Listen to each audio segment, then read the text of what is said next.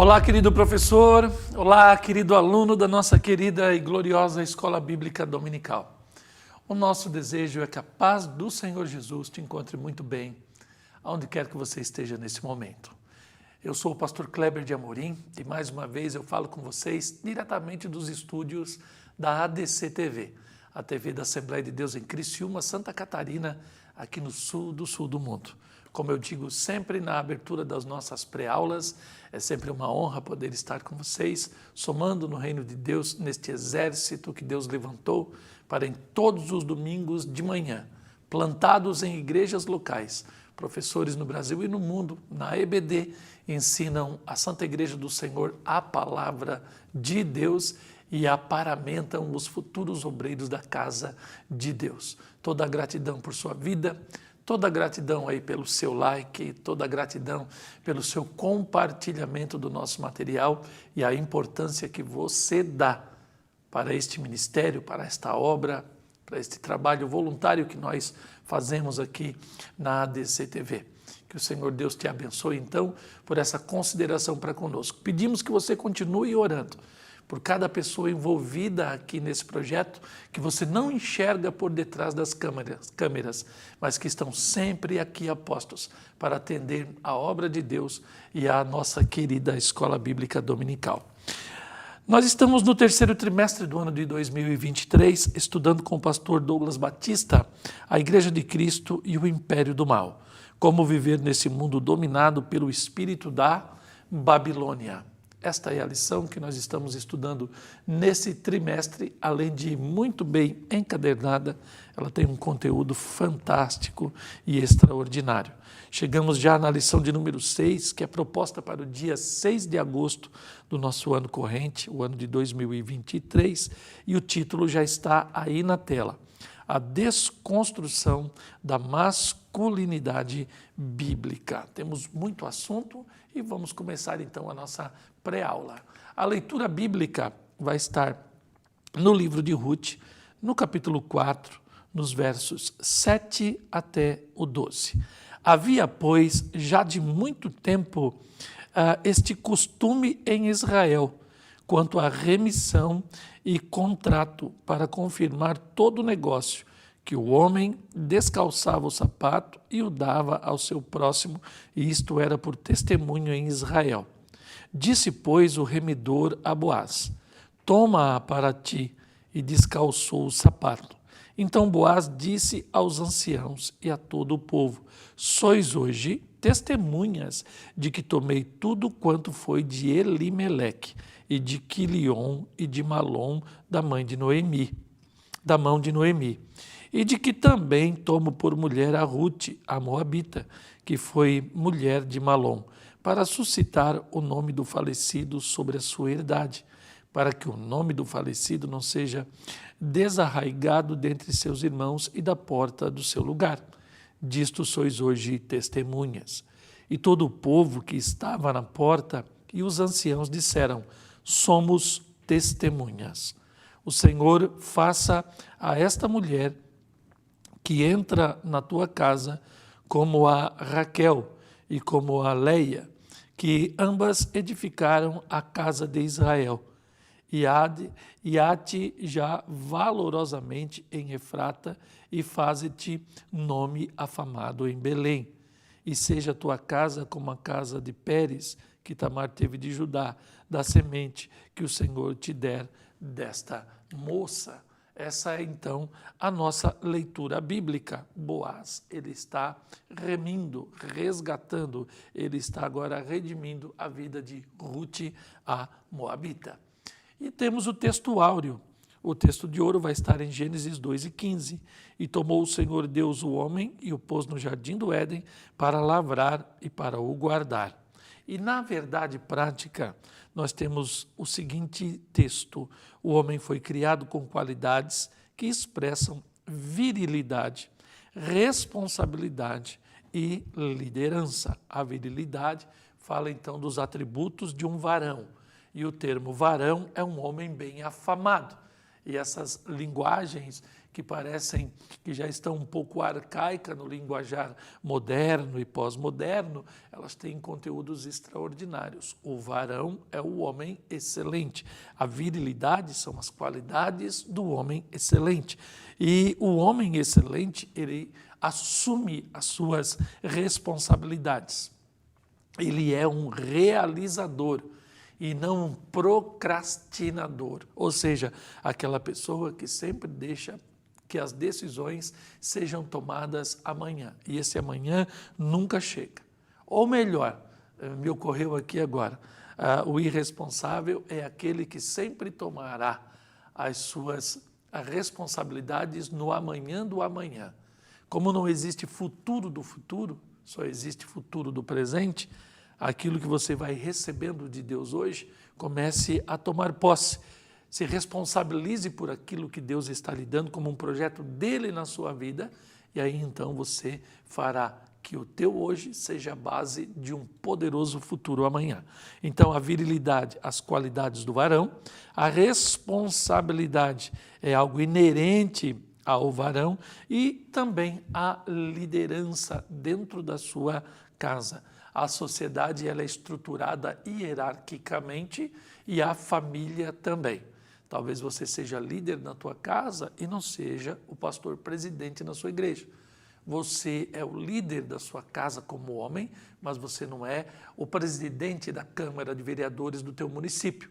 Você é líder na tua casa, exerce liderança sobre a esposa e seus filhos, conduz a sua família à presença de Deus, mas não és o prefeito, o governador, nem o presidente da república, não és magistrado, não és o juiz da vara tal lá do fórum da sua cidade. Mas dentro do seu lar e diante de Deus você é homem, você é varão, você então tem responsabilidades diante de Deus, inclusive com a espécie humana, e todas as responsabilidades que estão imbuídas no fato de você ser quem você é, um homem de Deus.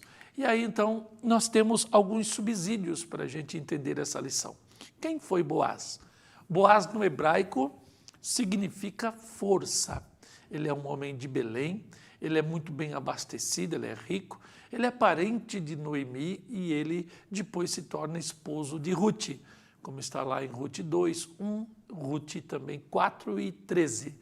Seu nome está na genealogia de Jesus Cristo, como está lá em Mateus 1 e 5 e Lucas 3 e 32. Quem nos informa isso é Orlando Boyer, na sua pequena enciclopédia bíblica de 10.000 verbetes.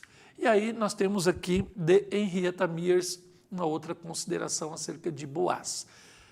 Citando Mateus capítulo 1, verso 5, que diz, e Salmão gerou de Raabe a Boaz, e Boaz gerou de Ruth a Obed, e Obed gerou a Jessé. Boaz então está na genealogia de Jesus, como também tinha sido citado por Orlando Boyer na tela que passou.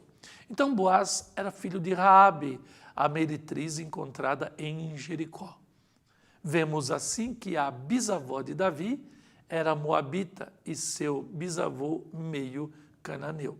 Todos eles fazem parte da linhagem do Messias. Então, Boaz era filho de Raabe, e aí então ele era também meio cananeu. Tanto Raabe quanto Boaz, todos eles fazem parte da linhagem do Messias. Quem diz isso é Henrietta Mears, que foi professora de escola bíblica dominical do grande Billy Graham e escreveu a obra Estudo Panorâmico da Bíblia, um livro que eu aconselho e já indiquei muito aqui nas minhas pré-aulas e é livro de cabeceira sempre dos nossos estudos. Então, eu vou tirar aqui do comentário Unger algum comentário, um comentário, melhor dizendo, do contexto da nossa lição. Então, Ruth, a moabita, que era nora de Noemi, casou-se com um dos filhos de Noemi e agora, assim como Noemi estando no estado de viuvez, ela é resgatada por Boaz quando ela traz Noemi à sua terra natal, Belém, se encontra com Boaz, que era um belemita, e ela, a moabita, se torna uma prosélita à religião de Israel. Então ela vai ser resgatada, porque ela era esposa de um israelita. Vamos lá, então? Ruth, capítulo dos versos 1 ao 8 ali do capítulo 4. O parente mais próximo renuncia o seu direito. A porta da cidade, então as cidades tinham os portais e ali eram julgadas as demandas civis daquela sociedade, as demandas religiosas e também comerciais. Se faziam ali os negócios, se faziam ali os trades, né? O câmbio, se fazia ali a logística de produtos, enfim, era na porta da cidade que a vida do povo era resolvida. Era o lugar habitual de transações comerciais. Boaz diz ao parente mais próximo que ele não pode legalmente resgatar a propriedade sem também se casar com Ruth. E nós já vamos falar dessa lei do levirato já já. E a pessoa que está na linha sucessória, que deve resgatar Ruth, segundo essa lei do levirato, ele queria os bens, mas não a Ruth. Então, isso o parente não podia fazer, provavelmente, porque já era casado. Criar um filho em nome de outro complicaria a questão de herança dos bens. O resgatador não identificado poderia resgatar a terra, mas nada podia fazer pela pobre estrangeira. Então, o ato simbólico de tirar o calçado, como a gente leu aqui no versículo 8, inclusive da nossa leitura bíblica, disse, pois, o remidor a Boaz, toma para ti, e descalçou o sapato. Está lá no versículo 8. Não estava ligado ao regulamento de Deuteronômio 25, 5 a 10, que eu destaco ali para você na tela, ó, a chamada lei do levirato, do latim levir, que significa cunhado, a lei do cunhado. Destinava-se a impedir que o patrimônio familiar caísse em mãos de uma pessoa estranha à família, como a gente vê lá em Gênesis capítulo 38, Ruth 4, versos 5 e 6. Onde o ato servia para humilhar alguém que se recusasse a aceitar o levirato. Aqui o calçado simboliza o direito do proprietário de calçar o pé da terra, como está lá em Salmo 60, verso 8. E o ato de tirá-lo simboliza a cessão dos direitos de posse a outrem. Então, ele tira os sapatos, ele está renunciando o seu direito. Por que ele renuncia o seu direito? Este, na linha sucessória, o cunhado, ele não queria assumir a terra casando-se com Ruth. Então, se não casa com Ruth, ele não pode ter a terra. E aí é onde entra Boaz nessa história. Boaz, então, quis resgatar toda a terra e também ele aceitaria Ruth como sua esposa. E a lei do levirato, ela fala muito bem sobre isso e a gente já vai ler o texto já em seguida. Deuteronômio 25, de 5 até 10. Aí eu coloco aqui, e é bom você, na sua pré-aula, você ler esses textos para que fique muito bem gravado na mente e na consciência dos seus alunos. Quando alguns irmãos morarem juntos e algum deles morrer e não tiver filho, então a mulher do defunto não se casará com um homem estranho de fora. Seu cunhado entrará a ela e a tomará por mulher, e fará a obrigação de cunhado para com ela. E será que o primogênito que ela der à luz estará em nome de seu irmão defunto, para que o seu nome não se apague em Israel. Porém, se o tal homem não quiser tomar sua cunhada, subirá então a sua cunhada à porta dos anciãos e dirá, meu cunhado recusa suscitar a seu irmão o nome em Israel, não quer fazer para comigo o dever de cunhado. Então, os anciãos da sua cidade o chamarão e com ele falarão. E se ele ficar nisto ou insistir em não querer e disser não quero tomá-la, então a cunhada se chegará a ele aos olhos dos anciãos e lhe descalçará o sapato do pé e lhe cuspirá no rosto e protestará e dirá, assim se fará ao homem que não edificar a casa a seu irmão e o seu nome se chamará em Israel a casa do descalçado. Então aqui está a lei. Então, o irmão que falece sem ter um filho, ele então deixa a sua viúva e o irmão mais próximo, ou aquele que nasceu após ele, vai tomar a sua cunhada e nela gerar um filho para que o nome do seu irmão não se apague. Então aqui a gente já começa a entender o contexto e o enredo da lição de hoje. Nós temos Elimeleque, Noemi, Malom e Quilion, uma família que sai de Belém quando falta pão e vai a Moabe. Chegando em Moabe, os filhos de Elimeleque e Noemi tomam moabitas para si, Ruth e Orfa, e o que acontece? Elimeleque, Malom e Quilion morrem e ficam viúvas Noemi com suas duas noras moabitas. Passam-se 10 anos, ouve-se falar que em Belém volta a haver pão. Noemi, desejosa de voltar, tenta se despedir de suas noras moabitas. Orfa fica na sua terra, Ruth vem com ela. Ela vem com ela, mas há herdades em Belém da família de Elimeleque, Malom e Quilion. Agora Boaz, que é uma pessoa empreendedora e super bem sucedida na terra de Belém, se interessa por Ruth, mas ele não está na linha sucessória daquela família. Aí então o que acontece? Há uma terra e há uma viúva. Quem estava na linha sucessória, que não é identificado no texto bíblico, quer a terra, mas não quer a viúva.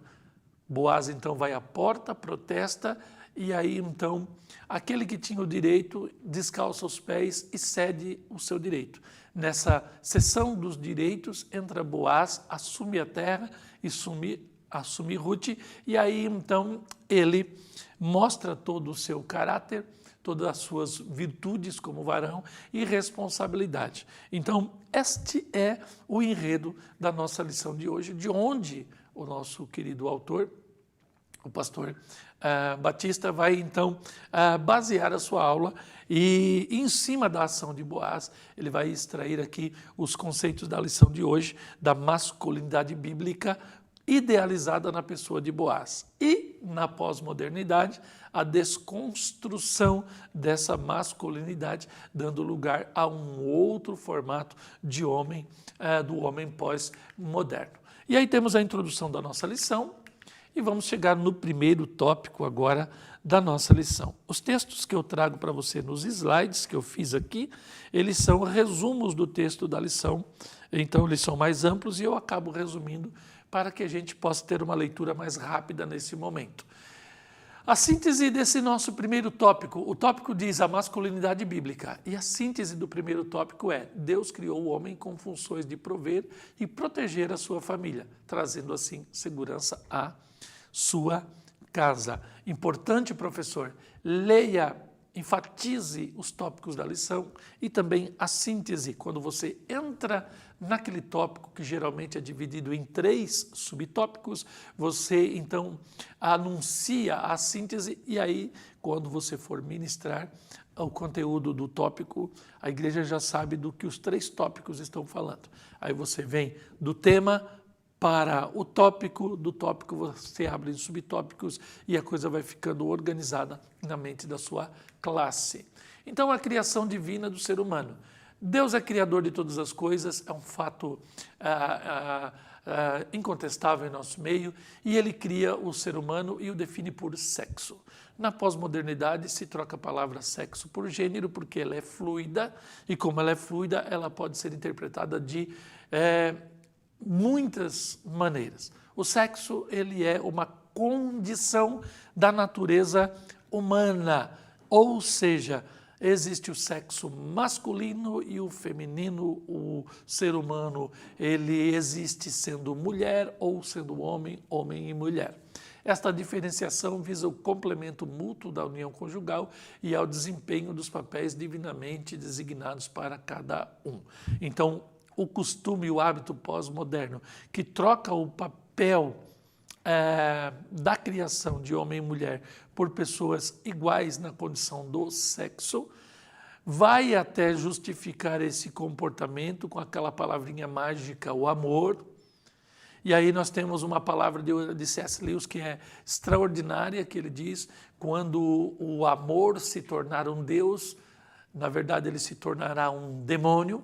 E aí, então, por conta do amor se justifica a atração entre pessoas. Pessoas do mesmo sexo podem conviver em sociedade e aí em atividades profissionais, políticas, esportivas, etc. e tal, elas podem nutrir afeto, afeição, simpatia, empatia, mas jamais se unirem com o propósito de formarem uma família. Nenhuma outra criatura foi feita como o ser humano. Os outros animais, eles são produzidos segundo a sua espécie. O que o pastor Douglas Batista está querendo nos falar aqui quando ele salienta segundo a sua espécie? É que os animais, eles têm os seus instintos, eles são programados, agem por projeção em torno daquilo, da função pela qual eles existem. Então, eles agem por expectativas, né? Por sentimentos não racionalizados que os conduzem. Ok? Então, eles obedecem um padrão da sua espécie. O ser humano, ele pode, na verdade, transcender e chegar a Deus, e ele é muito mais. Por quê?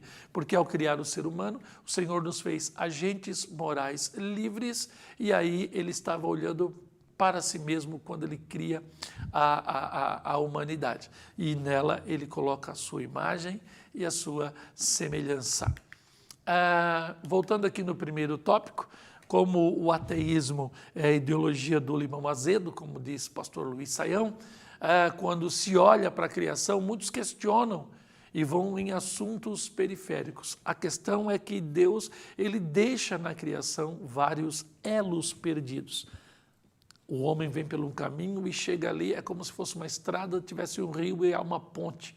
E o rio é intransponível, sem a ponte ele não passa. Acontece que na questão da criação, muito se discute a criação, a evolução. Quando você olha um macaco e você olha o ser humano, você vê muitas semelhanças, mas semelhança não é parentesco. Ou seja, eles são uma espécie programada por Deus para um determinado fim. O ser humano é a imagem e a semelhança de Deus. Mas como você prova que Deus fez isso? É porque até hoje em nenhum laboratório do mundo se conseguiu criar a vida de forma espontânea, através de um choque elétrico, uma reação química, a fusão de elementos da natureza. Você não consegue criar vida. Eu, como pai, gerei meu filho, gerei a minha filha. E eles geram seus filhos. Mas nós não criamos, eu não criei meu filho. Eu não tive nenhuma ingerência sobre a sua personalidade. Eu não tive nenhuma ingerência sobre a sua altura, sobre a sua cor, sobre a sua forma.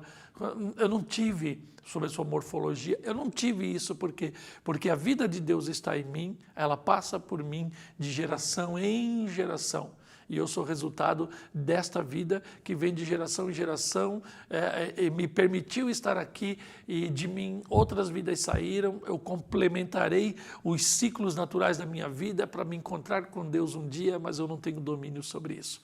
É inquestionável o fato de que Deus, além de criar tudo e todos, ele nos cria a sua imagem e semelhança e ainda coloca a vida dele dentro de nós. 2, características da masculinidade. As Escrituras revelam um conjunto de características nos papéis do homem e da mulher na história. Ao criar o homem, Deus lhe confiou tarefas primárias como cultivar e guardar. Eis aqui a responsabilidade, né? Lá da verdade prática, ó, expressam virilidade, responsabilidade e liderança na verdade prática. Então, a responsabilidade está no fato dele cultivar e guardar. Esses termos resumem o mandato divino para o comportamento masculino. As funções de provedor e protetor são próprias da natureza do homem. Então, a masculinidade bíblica enaltece o amor e o cuidado em relação à mulher. Não é uma opressão, não é assim uma imposição, não é uma cooptação da vida da mulher, mas sim um respeito, um tratamento, um cuidado, um carinho responsável. A Bíblia ensina ao homem honrar a mulher com toda a dignidade, como está lá em 1 Pedro 3 e 7. E no terceiro subtópico, Deus confiou ao homem a responsabilidade da liderança. O movimento feminista de viés neomarxista, desse novo marxismo cultural, considera esse modelo como um sistema machista, opressor para com a mulher. Então, a mentalidade marxista, ela vai falando da opressão de classes sobre classes. E na mente marxista, a família tradicional, ela é um sistema também opressor, onde o homem oprime sua mulher e seus filhos. Essa é a síntese desse pensamento. E o movimento feminista, ele combate essa proeminência do homem em casa, essa liderança do homem em casa, como algo mau, como algo deletério, como algo detestável. Mas a Bíblia não fala isso e, inclusive, revela os papéis. E na própria natureza do homem e da mulher, as coisas elas ficam claras e evidentes. É só você não interferir no curso da história e você vai ver a coisa acontecendo conforme o modelo primário de Deus em nossas vidas. Acontece que o mundo moderno, pós-moderno que nós vivemos, carregado de tecnologias e de possibilidades, ele artificializa as nossas vidas e ele bombardeia a nossa consciência com figuras, com imagem. É um mundo muito pictório e aí então a imaginação ela transcende demais, ela transcende demais a realidade e muitas pessoas elas vivem no império da imaginação e elas acreditam naquilo que vem em filmes, em músicas, em revistas, em mitologias, etc. e tal. Então, o homem deve evidenciar virtudes tais como fortaleza, ele não pode ser frouxo, sabedoria, sempre tendo uma palavra de Deus para com a sua esposa e sua família, sua igreja. Ele deve ter coragem, ele deve ter amor e respeito, e as referências bíblicas estão todas aí na nossa lição. Mas agora nós vamos tratar falamos aí do padrão de Deus na criação, da masculinidade bíblica, e agora vamos falar desse efeito danoso desta erosão, como aquela terra que se tira as matas ciliares e elas começam com o mover das águas entrando para dentro do rio e elas vão tendo esse processo de erosão, elas vão rachando, elas vão perdendo a vida. Então, a erosão da masculinidade, gostei muito desse termo. Síntese do tópico 2, a erosão da masculinidade é representada pela apologia à homossexualidade. A apologia é a defesa desse comportamento. A homossexualidade não é uma condição humana, ela é, na verdade, um comportamento ideologizado, apologeticamente defendido e negligencia as responsabilidades masculinas e gera crises de lideranças. Então, vamos lá no primeiro tópico. Apologia, então, à homossexualidade. Homo de igual, sexos iguais, relação entre pessoas do mesmo sexo. Em tempos pós-modernos, a ideologia de gênero faz contínuas investidas sobre a legitimação da homossexualidade. Inclusive, há aqui uma pequena contradição já de termos, porque as coisas vão se amplificando de uma tal maneira, vão se ramificando, que de repente elas começam a se tornar contraditórias. Porque os defensores, os ativistas LGBT, eles vão dizer que você nasce homossexual e não há nada que você possa fazer contra isso. Eles dizem então que isso é uma condição do ser humano. Já a ideologia de gênero, eles estão já com certos eufemismos, trocando os termos para tentar deixar isso mais palatável, a disforia de gênero, tratando isso como algo natural, né? Natural não, algo que está dentro de alguns seres humanos, assim, fala que você pode se sentir. Então, de repente, você pode se sentir do outro sexo, depois você volta para o teu sexo e você vai se tornando fluido, indo e voltando. Veja que os dois conceitos já começam a se antagonizarem. Um diz que você tem essa condição, nasce assim e nada pode mudar essa realidade na sua vida. O outro diz que você vai, o outro diz que você volta. Então, qual dos dois está certo? Então, esse conceito da ideologia de gênero, que é mais fluido, alega que o ser humano nasce sexualmente neutro. Olha só, do neutro ele parte para a fluidez, invalidando a criação divina da raça humana, como homem e mulher. Como consequência, a sexualidade antinatural é incentivada. Disso decorre uma crise de comportamento masculino no tempo presente. E é o que a gente vê, a crise de autoridade na sociedade.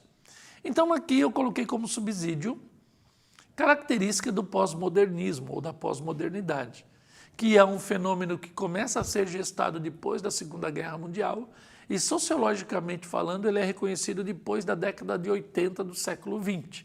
Olha que eu nasci na década de 70 do século XX, estou no século XXI e já estou fazendo menção de coisas do século passado. Olha como o tempo vai passando.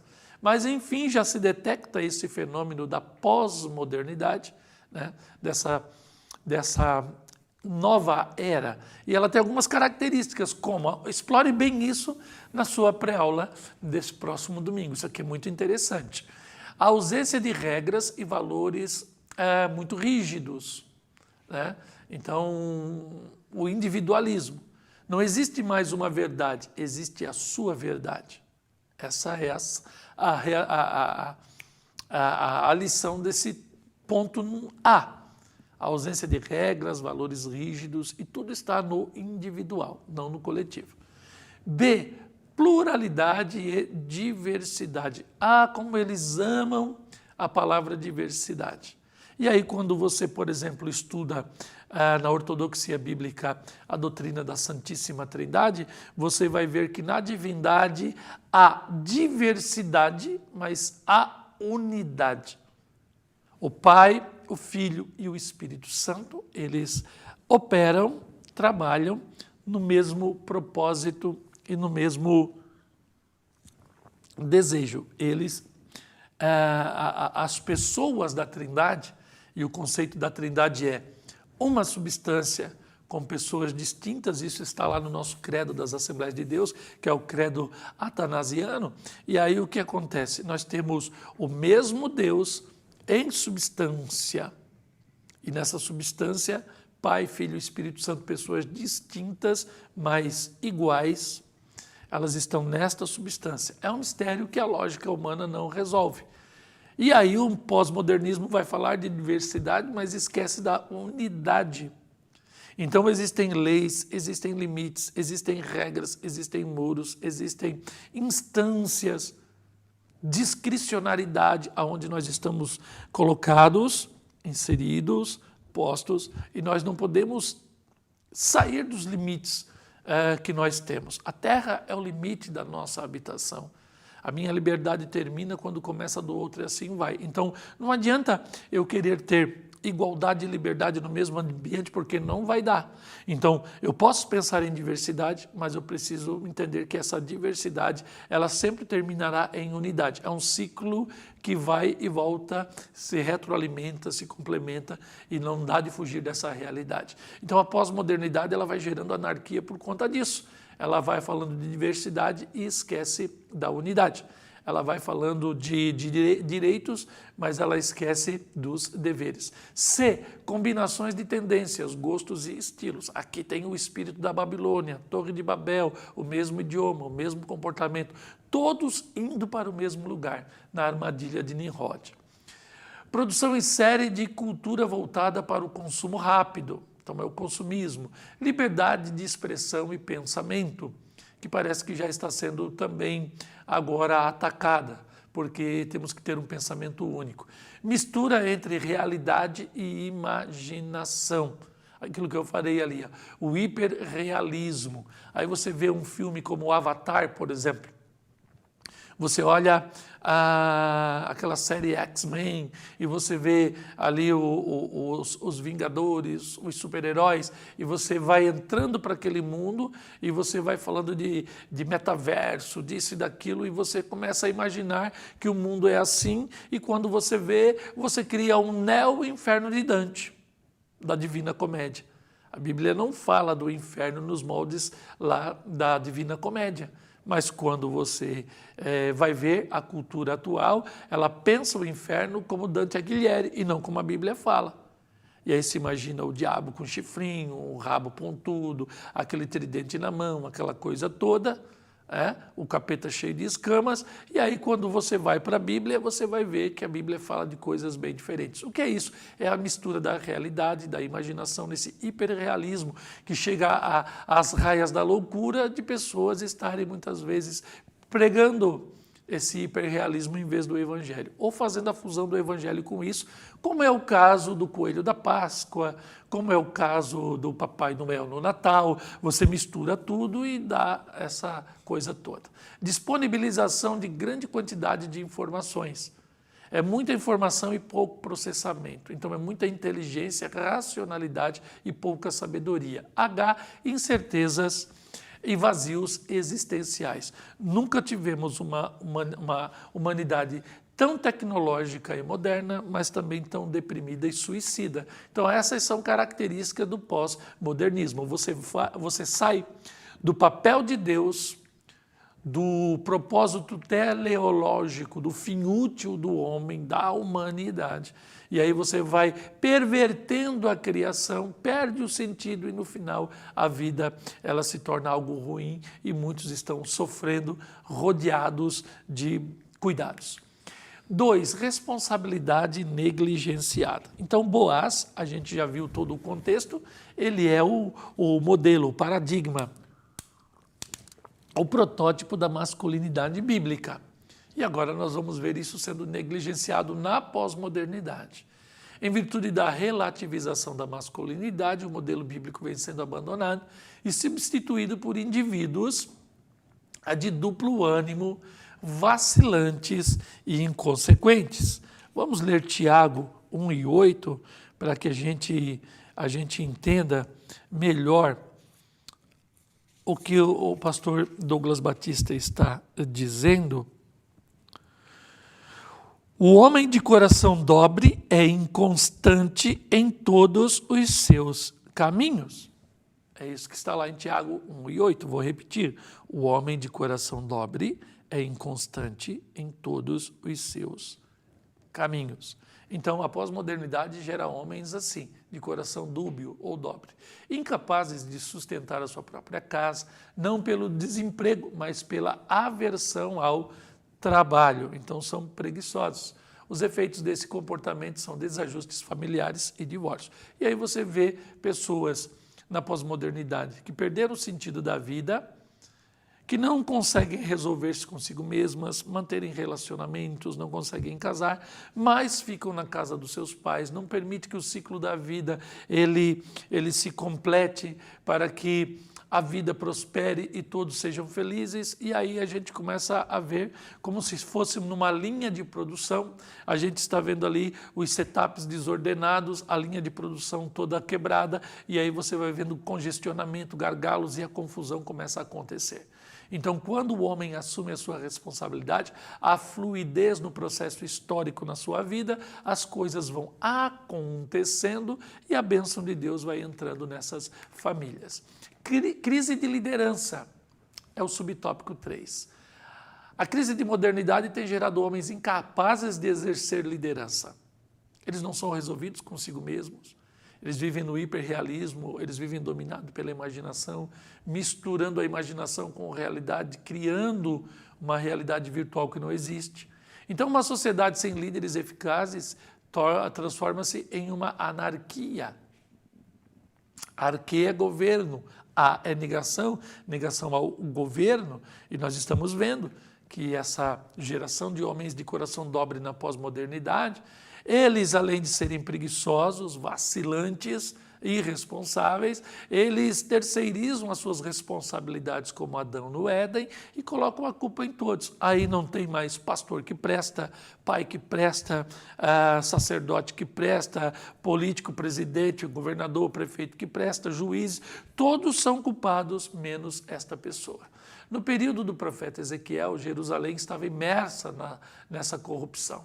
Deus revelou ao profeta que uma das causas do juízo sobre Jerusalém era essa falta de liderança e que ele ia reverter isso. Então, nesse caso, Deus ainda procura esse tipo de homem na atualidade, como está lá em 1 Reis 2:2. Vamos para o terceiro subtópico, vamos agora apontando para o final da nossa pré-aula. Peço que você continue aí no nosso vídeo para que a gente tenha uma pré-aula excelente. Boaz representa um símbolo de masculinidade bíblica enquanto marido, pai e líder. Olha que interessante isso aqui. Marido se torna pai, se torna líder. O modelo de generosidade. Então Boaz era um parente de Elimeleque, o falecido esposo de Noemi. Está lá em Ruth, capítulo 2 e versículo de número 1. Deixa eu achar aqui o livro de Ruth, capítulo 2, versículo de 1. E tinha Noemi um parente de seu marido, homem valente e poderoso, da geração de Elimeleque, e seu nome era Boaz. Então, Ruth 2 de 1 vai falar que ele é parente. E como ele vai tratar a Ruth? Ele trata ela com generosidade, trata ela com ternura, trata ela com proteção, porque ela era muito linda. O texto bíblico diz que ela era lindíssima. Trouxe sua sogra para Belém, deixa em casa e vai trabalhar por detrás dos ceifadores de Israel. Na lei mosaica, diz que o israelita não devia desprezar o órfão, o estrangeiro e a viúva, e que toda a semente que fosse caindo, ou a espiga que fosse caindo no chão, a trilhada, que eles não olhassem para trás para pegar, eles tinham muitas para colher. Então quem vinha atrás, limpando a terra, são os menos desfavorecidos. E Ruth estava lá, muito linda, ela podia ser incomodada pelos jovens varões robustos da terra. Ela era estrangeira e eles poderiam tê-la mal, né, como uma prostituta ou coisa parecida. Então ele a protege, ele a alimenta, ele favorece ela na colheita, manda os seus empregados permitirem que ela colha mais, para que ela leve comida para casa. Então, pela lei, uma viúva sem filhos só poderia ser resgatada pelo casamento com um parente próximo do falecido, como nós explicamos lá no começo da lição, quando fizemos o contexto geral e tiramos a ideia geral dessa lição. E terminando, o modelo de responsabilidade. Ao prometer resgatar Ruth e a herança de Elimeleque, Boaz estava ciente que o direito era de um parente mais próximo. Já comentamos sobre isso. Boaz levou ao caso aos anciãos. O parente que tinha a primazia autorizou Boaz a comprar as terras e se casar com a moabita. Boaz tornou-se o provedor e protetor daquela família. Boaz, então, ele é o símbolo de masculinidade enquanto marido, pai e líder exemplar. Termine a sua pré-aula nesse próximo domingo, professor, exaltando os homens de Deus que estão entre nós nas igrejas. Nós falamos muito do círculo de oração como coluna da igreja. Nós sim reconhecemos a importância das mulheres no nosso culto, porque elas oram, têm a sensibilidade, elas têm a perspicácia, elas têm aquela sensibilidade que nós homens não temos. Mas para que elas adorem do jeito que Deus intencionou quando as criou na igreja, para que elas adorem do jeito que Deus quer. Quando Ele cria a mulher, o homem tem que ser homem para que dê todo o suporte e sustente essas mulheres assim. Mulheres, elas estão procurando homens para admirar, não para servir e se submeter como pessoas sem vontade, intelecto, raciocínio, etc. Não, elas se submetem ao marido por conta do amor ao Senhor, e o marido, por sua vez, entrega a sua vida a ela e a sua família. É uma troca muito justa e agrada a Deus. Então, aos homens que muitas vezes não são louvados, louve nessa manhã em que você estiver ministrando, né? São eles que trabalham, são eles que dizimam, são eles que ofertam, são eles que provêm, né? São eles que trazem muitas vezes os seus proventos para que as suas mulheres, como lá no Provérbios 31, as virtuosas, elas administrem e multipliquem a sua fazenda. Então, que o Senhor Deus abençoe a cada um de vocês, professores, que tenhamos uma ótima, poderosa e gloriosa aula. Pedimos que você ore por cada uma das pessoas envolvidas nesse expediente e pedimos ao Senhor que você seja muito abençoado em sua próxima aula. A você eu agradeço estar até aqui nessa nossa pré-aula e peço a Deus que nos dê um bom encontro na próxima pré-aula. Então, até lá, em nome de Jesus.